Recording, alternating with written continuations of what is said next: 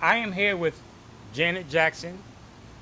Janet is the mother of Alani Lenore, who is a young woman that's been missing now for 2 years. And in fact, a couple of days ago was the 2 year anniversary, Correct. right? And I know you and I spoke, and it was a very difficult time for you, Yes. and you needed to get past that. Yes. Today's interview is really, and it's really not even an interview, it's a discussion. It's a conversation about what you know, what you don't know, and getting the public to get really engaged in helping you find your daughter. Sure. So at this point, tell us what occurred and how did you find out that your daughter was missing? Okay. So my daughter lives at home with me. Lived at home with me. So I would obviously be privy to where she's going and what's happening. This all started July 29th. She, um, one of her girlfriends, Tori Green, came over to the house. They were going to go hang out. She was probably going to stay out for the weekend. And that's pretty much the light. We laughed, we joked, we had food. And then she said, I'll see you tomorrow. And I laughed and said, girl, you know I ain't going to see you till Monday. Right, you know? right. And she's like, no, I think I might come back tomorrow, more than likely. I said, okay, well, I'll see you Monday. And call me. So, they go out, everything's fair. She stays the night at her boyfriend's house the next day, which is now July 30th. She is there. Tori calls her. They have conversation. She calls me. There was some banter with Tori. I said, hey, listen, I don't think it's a good idea for you to get involved with whatever Tori has going on tonight. She's like, oh no, I'm just gonna help her out. She really doesn't have a lot of friends, and I would want somebody to help me, which is pretty much who my daughter was. I said, well, don't be getting into people, arguments with people, and I'm not gonna argue with you about it because it's your decision. Right. But just be careful and have fun. Right. Were my last words, and we kind of laughed, joked. We talked about a whole bunch of TikTok stuff and some stuff we wanted to cook because we were both foodies. Mm-hmm. And she was like, oh, her boyfriend was on the other line. She's like, I'll call you back. I said, no, that's okay. I'm good. I was just checking up and seeing if you good. She's like, okay, I'm going to go out tonight with Tori and then I'll hit you back. No big deal. Normal going out for the weekend. Things that people don't know is that on that evening, I had a really bad chest pain. Really bad. Like, it was so bad I actually got up to take some medication bad. Okay. My chest was like just very agitated. Felt like I was gonna have a heart attack. And I took a blood pressure medication, which I'm not good at doing. Mm-hmm. And then I went to sleep. That next morning, which is now Sunday, I get a call from Tori. She's like, hey, Ma, have you, a lot of my daughter's friends call me Ma. And have you heard from Alani? I said, she was just out with you. Why would I have heard from her? Right. Right. Oh, she's not home? I said, y'all was rolling together. She's probably at Brown's house. Okay, I was just, I'm just nervous because, last night we went out and, she ended up staying and she was kind of just doing too much. Mm-hmm. She doing too much? Tori. Okay. Talking to me, but excitable. Okay. I'm gonna be honest, I attributed that to her being white. Mm-hmm. Just a different personality. Okay. She's white. White girl, okay. And so, her personality is different. Right. So I was like, cool out. This is what y'all do. Right. Then I said, well, should I be worried? Were y'all drinking or getting high or what's up? Mm-hmm. She's like, oh, no. I would have never left her if. I said, well, you left her there? And she's like, yeah. I said, well, why did you do that? And she said, because I was coming back. I was going to come right back. Oh, okay. I said, well, do you have those guys' phone numbers? And she says, yeah, I have both of their numbers. So that brought me all the way down because I'm thinking, you have their phone numbers, both of them. Right. So, not really. I said, she's probably at Brown's house. She lets her phone die all the time. She probably fell asleep, and then few hours go by. I still hadn't heard from my daughter, so I simply texted her. At this point, Tori had called me back and said, hey, those guys are like, giving me the runaround, and they're not really, they sound weird. I said, that sound weird? Like how? And no, she said one of them sounded weird. And I said, well, weird how? And she was like, I don't know, he just wouldn't tell me if he got her Uber or not. And I'm like, but I thought you were going back there. Right. But these are young people. Right. So I'm like, I'm not dealing with this. Right. Sunday, I'm at church, I'm doing what I do regular. I have a younger son who I have to tend to. So I simply text her, hey, little worried, text me when you get your phone back on as soon as you get your phone back on. That's it. Right.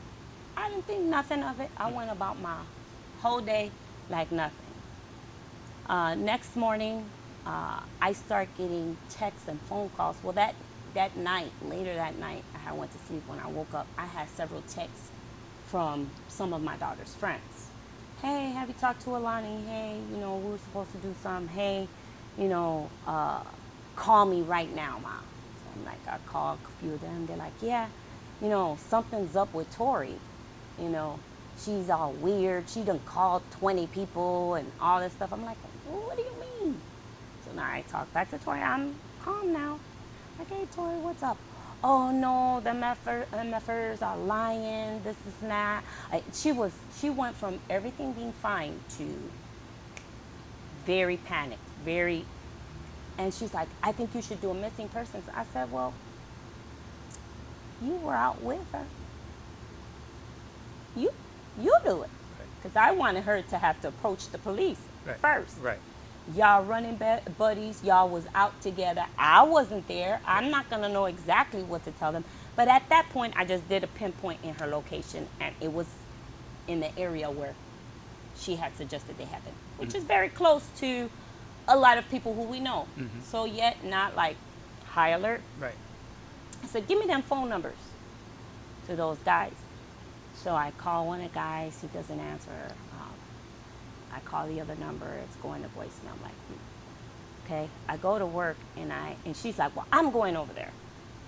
She calls the police, and the police say to her, you're not a family member. You can't do a missing person. But by this time, she didn't talk to the police. I said, might be legit. Right. Let me call the police. I put in a missing person. At first they didn't even really want to take it. They're like, oh, it seems like they were just out and about. I said, no. My daughter does go out and she has a good time. However, she lives in the home with me. So we're always in communication. I'll take a day, from one day to the next, but not at this point. I need to put it. So after some talking with the police, they say, okay, we're going to take your statement. I'm dealing with that side. She decides she's going to go over there. So I have a male family member of mine go with her. Because I said, meet her there, because this girl is crazy. I don't really know what's going on. She's clearly agitated, but like weird, but that's part of her personality. So I'm like, well, maybe she's just shaky. I don't really know yet.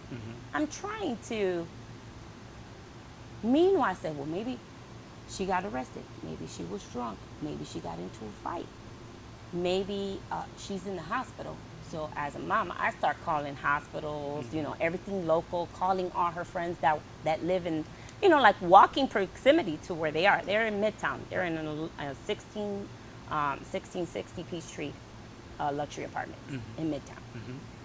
Right there, we have 5 other key people in our lives that live literally walking distance. Wow. So I'm thinking if she had a rough time or her phone died away, she could literally walk to one of the girlfriend's house. She could walk to my boyfriend's house. She could walk to different places, walking. Right.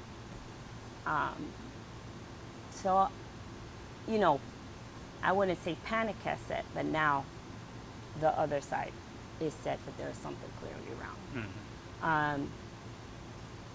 As she starts communicating with long lost relatives that we're not even in communication with. She mean Tori. When she reaches out to a lot of her different friends, I literally have a plethora of people calling me saying, check this chick out. Something ain't right with her. So I'm like, still. Because you have a relationship with her. Yes, I right? do. So you know her. Yes. So she, you know how it be. Right. Right? Right. So we're all different and unique in our own ways. Right. They tend to be scared of everything, but scared of nothing, if you know what I'm saying. I do. Right? I do. So when the police back them up, they have no reason to be afraid. Right. But when they deal with us, when they're not dealing with us, they're afraid. Right. Right. So I'm like, she just doing that. Because Right. she know now we're starting to question her. Right. Like, so her friends start calling me. They start sending me all the screenshots of her talking to them and how different. She told this friend she went there and she left at a certain time. She told another person she left at a different time.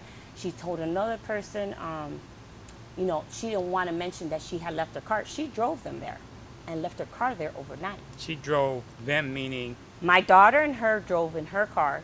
She's the driver. My daughter wasn't driving. She drove them there and left her there. wow. Then I had asked her, were you guys drinking or there was any drugs or any? No, Mom. I would not have left. So then I'm hearing from other people, nah, they got messed up that night. Nah, they was drinking. They might have took some pills. They might, because of what she's saying. So I don't really know. She told a friend she was really sick. Now, if you would have called me on Sunday morning, talk about my daughter is sick, I would have bust that door open, baby. The police would have had every reason to come in there right then, right now, and I would probably have my daughter today. But that I specifically asked, were you drinking? Because obviously, young people drink, you get drunk, God knows what could happen. Right. Or anything else. Y'all smoking weed or trying drugs, or God knows. Because they're 24 years old. Right. So Right. I know how I was in my 20s, Yeah, right? right. We all know how other 20-year-olds act. Right. So that is the very first conversation that I had her. And when she said no, I didn't think anything of it. Right. She got tired. She went out. She hung out. She ate. She gonna call me in a few hours. No big deal. Right. So it just started layering the amount of lies she told me and the police. The stories weren't consistent, but they were basically to make herself look good and my daughter look like, oh my God. Right. Whatever they went there to do, they went together. They did the exact same things. So whatever that was, they went there to meet guys, or they went there to kick it, or they went there to dance, or they went there to do drugs, or they went there to cop drugs, or they went there just to have a good time like young people do. You meet people, you go hang out thinking we all think everything's gonna be okay. I can tell you, I did that 1,000 times being young. Met people, thought they was cool, went and did a kickback, hung out with them, and went home. Right. And that's what you should do. And even if there is a mistake, you learn to live from them. Right.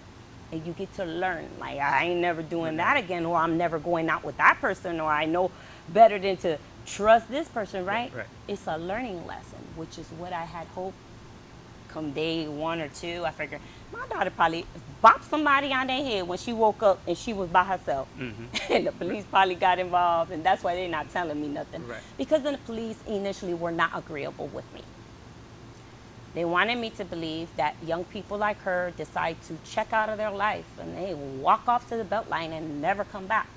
I had to dispel that pretty quick by showing them my phone, by showing them that she lived there, by showing her we used our own, same credit card, same phone. I still paid for a lot of her things.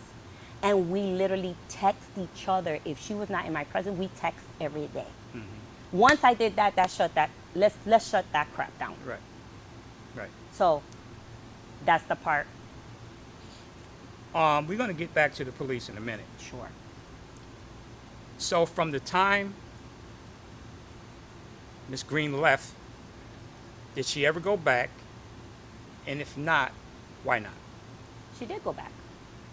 She went back because she left her car there. And she didn't bother to tell us that her car was there. So the very next day, I have the texts between her and the guys.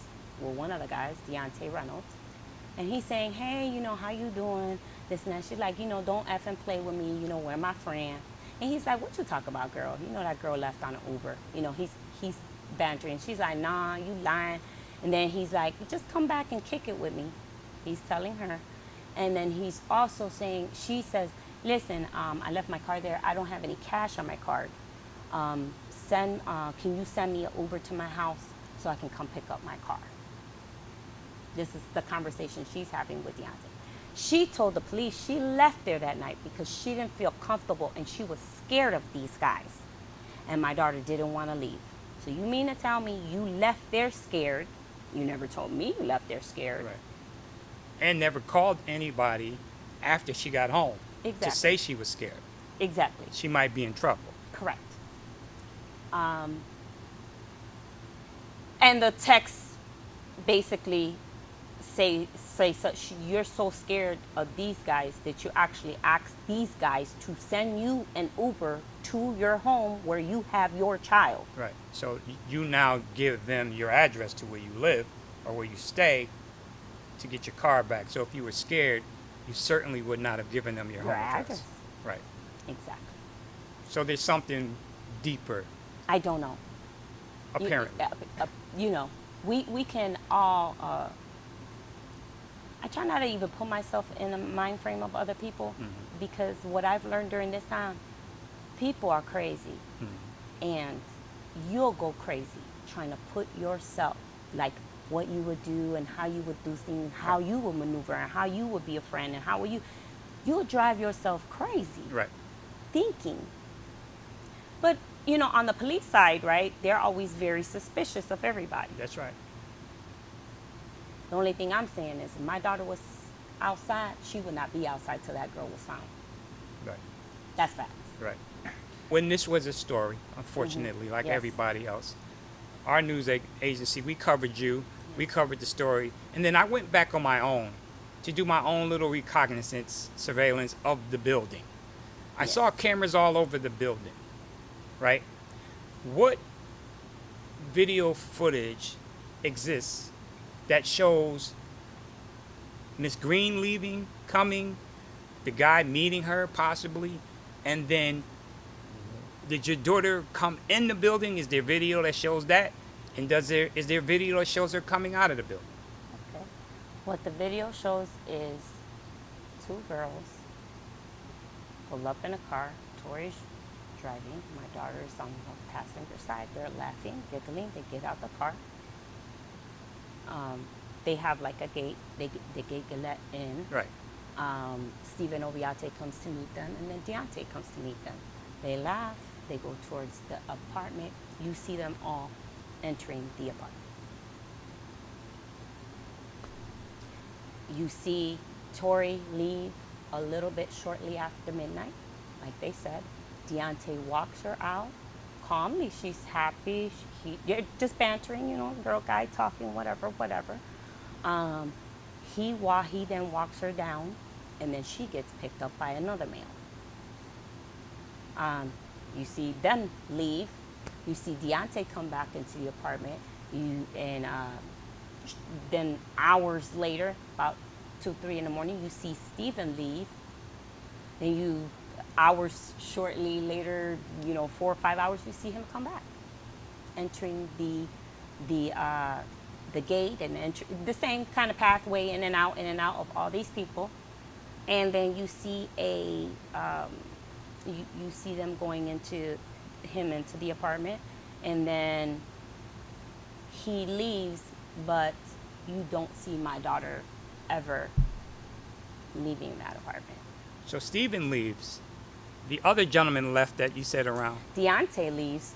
Deontay goes to walk Tori to her car. So you see in and an out and back in, right? Right.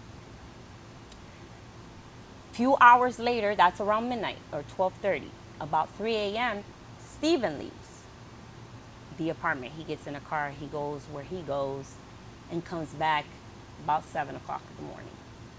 Now, And about 9 a.m., you see him leave the apartment.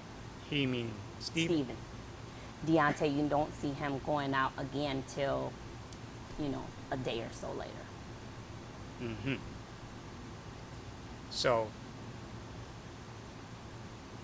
just hearing this story, it appears that your daughter is still in the apartment because she never left.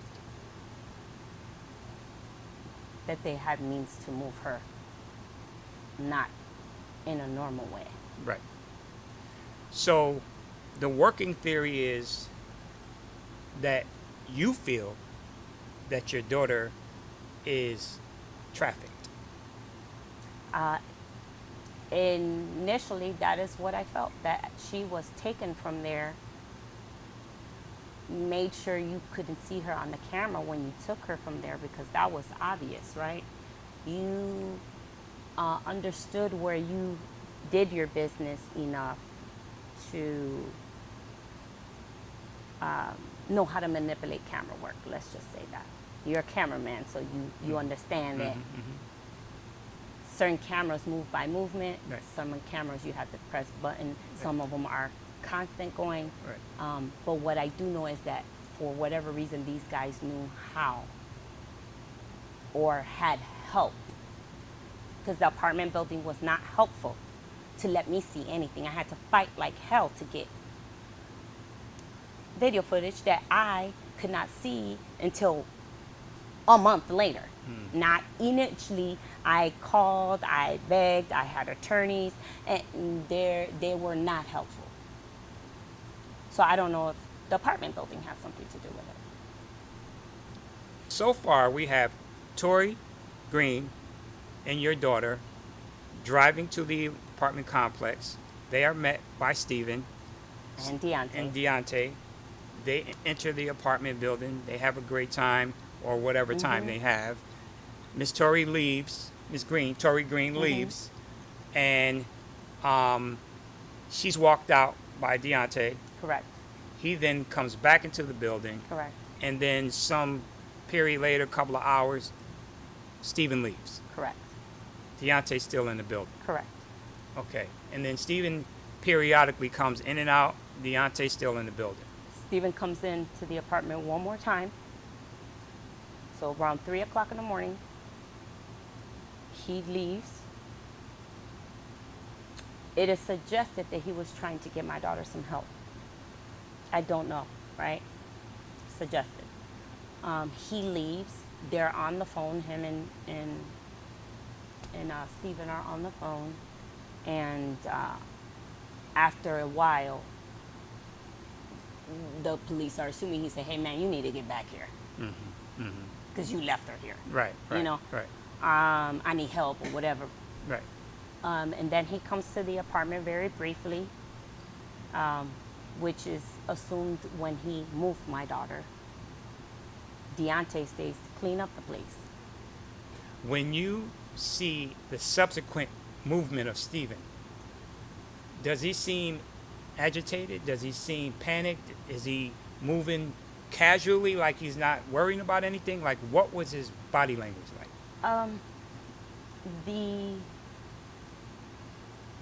I probably am not an expert, because when I did view the footage, in my mind, there's a lot of things that are happening at that time, right? This is 2 years ago. Right. My heart was on focusing on her body language, going in and out of, was she scared when she went in there? Were they, more so her. The only person from all those people who I really know is the DNA that I'm missing. could tell you the things she would do, Right. the things she's capable of. Mhm. I can give you her mindset. Right. I can say, out of the 24 years, that's like something she, or nah, this would have had to been something new. Right. Right. Right. Because we were close. Right. So there's nothing you could tell me about my daughter that will be like, Shocked. shocking. Because we had conversations, and we don't have to get into Yes. it, but she's told you her most intimate, private things, Correct. almost like a girlfriend, but the respect of a mom. Correct. Right. So we get that. Yes. I'm gonna ask you a point blank question. Yes. In your heart of hearts, what do you think happened? You know all of the assertions. You hear Tori, Steven's not saying nothing, Deontay's not saying nothing, and the third gentleman's not saying much of anything. In your heart, your DNA to hers, what do you think happened? I believe that my daughter was drugged, and they will try to say that she did the drug. It doesn't matter if she did it or not. You gave her some bad drugs. I believe that my daughter didn't go there to have sex with those guys. She just went to go hang out based off things that I know about her and these guys. Her type. Not her type, you know. I believe that she was hanging out with Tori because Tori was in the middle of eviction and she was trying to help Tori get some money, so she was probably trying to get her new boyfriend, God knows Right, what. right, right. Because my daughter had a silent relationship. Regardless of all of that, those little petty things don't matter. What I do believe is that she was drugged, and when she probably woke up, one of them was on her and there was a fight. That's what I think happened. Why do I think that happened? Because before the police would do anything, I went to every single tenant in that building. And the ones that would talk to me, the ones who weren't that afraid, or the ones who met with me off site because they were afraid, said that they had heard an altercation in that building, in that apartment. That they had heard, scuffling or whatever, but that there was always some kind of shenanigans going out of there. So they try to mind their own business because those guys were aggressive, and that at times they'd be like, "Hey man," or something like that, and they bucked. Right. So to avoid that they lived there, they kind of minded their business. But there was lots of people who went there, who knocked on the door for me, who actually went through the whole apartment with Deontay, which I can show you off camera. There were people who told me that they had seen Tori there before. There were people who expressed the concern of these guys being traffickers or being, just men who like to drug women, and that there was probably something. There was more than one woman in the building that told me she was concerned, and I can show you that off camera. Okay. Right. Just for the sake of time. So that I believe that there was probably something sexual in nature that didn't want to happen, or that went wrong, and there was a physicality. Now, if you gave her a drug, or she took a drug and you hit her, you could cause some kind of trauma. Right. So now, what do I do with this girl? She gonna tell. Now, what? They were in fact able to move her. Now, this is where Nicholas gets involved. Nicholas lived 5 minutes from my home. The third person that got arrested, or that their arrest came out. And do you know Nicholas? Have you met him? No. Okay, but you know that he lives 5 minutes away. yes, because I went to his home. Okay. I went to all of their homes. Remember, I was the police. Right. Who lives here? What this is? So all the things that the police did, they went right after to them. Hey, I'm here, and if you want to, this is where they at. I gave names, phone numbers, contact information, contact for their siblings, their parents, their mothers, their girlfriends, their side pieces. I gave the police a plethora of information. Whether they used it or not, I don't know. I don't think so. I want to dive into the police for a minute, and then we'll get back. So the police's attitude initially was, this is just a typical young girl having a good time. She come home. or maybe she just, like you said, decided she wanted to dip because life wasn't too good for her. Yeah. When you know for a fact her life was great because you helped provide that lifestyle for her, and your lifestyle is there. It wasn't no sub-survival type situation. So I want that to be noted. She wasn't some poor girl that didn't have access to dough. Correct. The other thing is, you said that they didn't really take you serious for a long time, and you ended up doing a lot of things and moving outside the box and informing them of things that you came upon.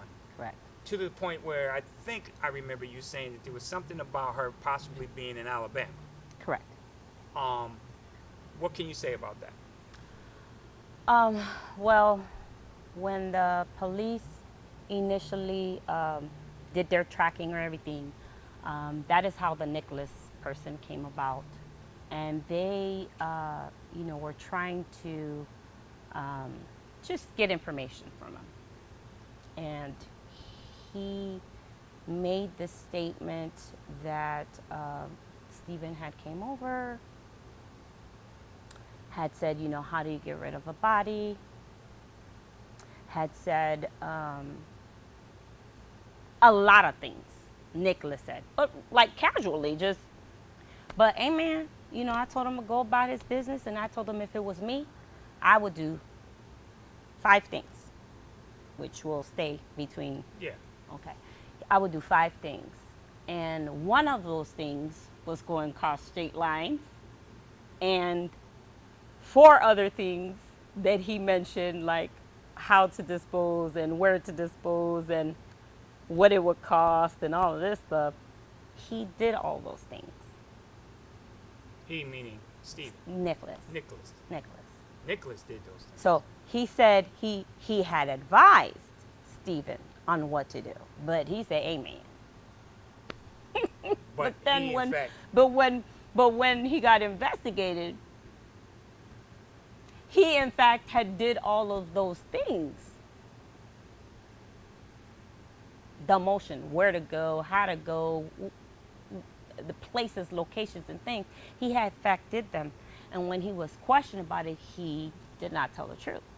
And there's camera footage of where he went. And there are people who said they are witnesses to where he went. So that is why I continued. Well, understandably, y'all two are working together. You gave him some money, or, of course they don't want to, there's a lot of question marks, right? But the fact of the matter, without, giving it all away so they can knock it all down in court, is y'all had a conversation. Not only did y'all have a conversation with each other, but there are witnesses that these conversations happened. Meanwhile, y'all have my daughter's stuff. So if you didn't take her with you, you stole her stuff. Right? Because how my daughter's stuff get from point A to point B. Right. You got her stuff. Right. And then you threw it away. So where was the last ping that the police had? Of my daughter? Yes. Or the cell phone? Right over here on 20. On 20. And then after that, that's it. So did the police go to that location? Mm-hmm. We have had multiple dog, they put the dog unit on there. We had people come out, the police academy, cadets, classes of people. They did do that. And then, of course, within our family, we did our own search parties. Nicholas seems to be more interesting, more so than Stephen. I'm curious to know if there's inconsistencies with Tori's story. Why isn't she in custody as well? Well, we know why she's not in custody. You have 4 black people. I'm going to say it. I'm going to say it. And I try not to make it always, a racially tension, because that's not what I'm about, and that's never been my focus. although I can speak on it, is the fact that Deontay's black, Steve is black, Nicholas black, Alani's black, and we got good old Tori, who's not black. She had the most lies. She has the most reason to lie. She I forgot what's that when you're not working with the police. Uncooperative. You're uncooperative. Yeah. But there's the legal term because one of them are Hostile. no, I can't think of it right now. It's actually one of the charges that Nicholas got. You know, where you're hindering. Yeah. You're hindering a progress of an investigation. And I know it too. I'm just, Yeah, my you're mind is hindering, blank right now. right? Yeah. But you're hindering. Right. So she was a hindrance. The police know that she lied.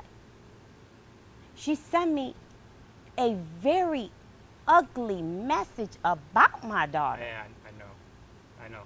I mean, if you want to share it, that's cool. But Yes, I will share it.